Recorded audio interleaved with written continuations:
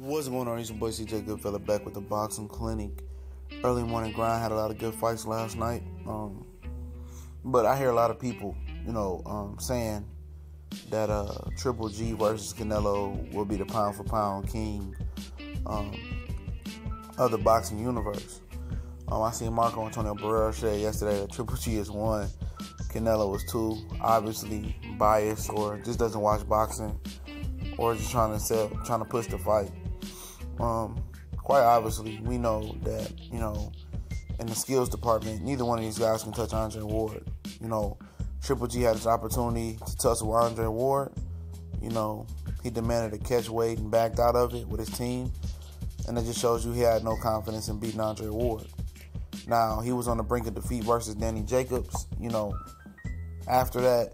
And that just shows you Dre would have beat the shit out of him. Canelo Alvarez, I don't think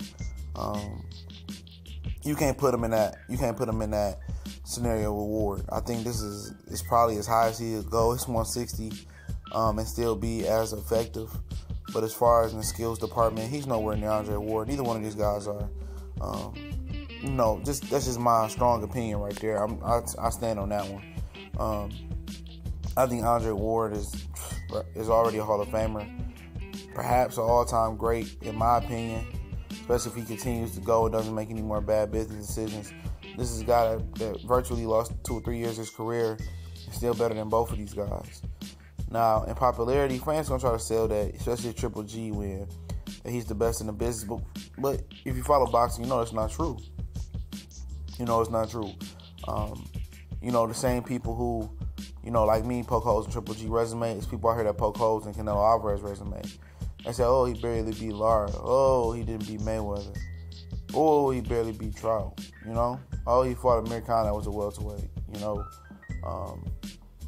But those are the same people. If Triple G wins, they're going to be pushing him to be the pound for pound king, which in my opinion, he's not in my top 10.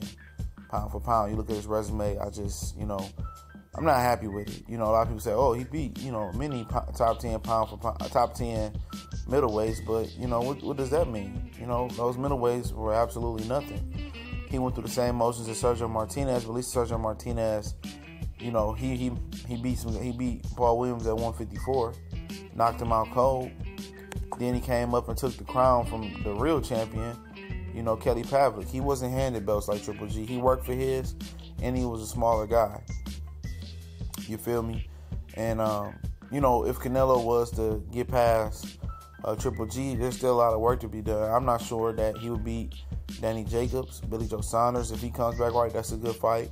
If, the mongoose Willie Monroe beats Billy Joe Saunders, that's a tough fight. So, virtually he got a long road to go, and this division is starting to heat up, especially when you add in Jamal Charlo in the equation. Eventually, Jamal Charlo as well.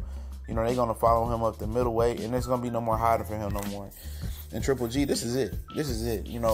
Either you're going to solidify what I've been saying, that you've been a fraud, or you're going to prove me wrong and actually beat Canelo Alvarez into a pulp like most people hope you will. And I think that solidifies you as a legit middleweight, this fight. I mean, you never had a fight of this magnitude, this big, and this is just like his final exam. If he decides to retire after this, good for him, because he did what he was supposed to do. He cleaned out a division. You got to give him props for that.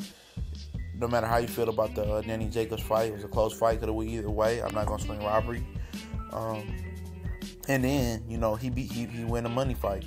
He win a popularity fight. And then that gets him into my top 10 pound for pound, beating Canelo on a bigger stage, But pound for pound king, at 35 years old, I can't see him being pound for pound king unless he moves up and fights Andre Ward, beats him, because nobody has developed enough at super middleweight for him to garnish that respect, in my opinion.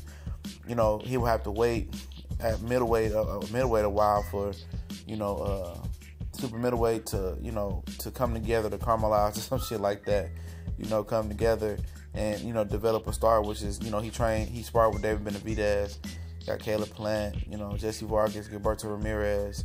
A lot of things got to be figured out up there, for him to get a crossover fight up there.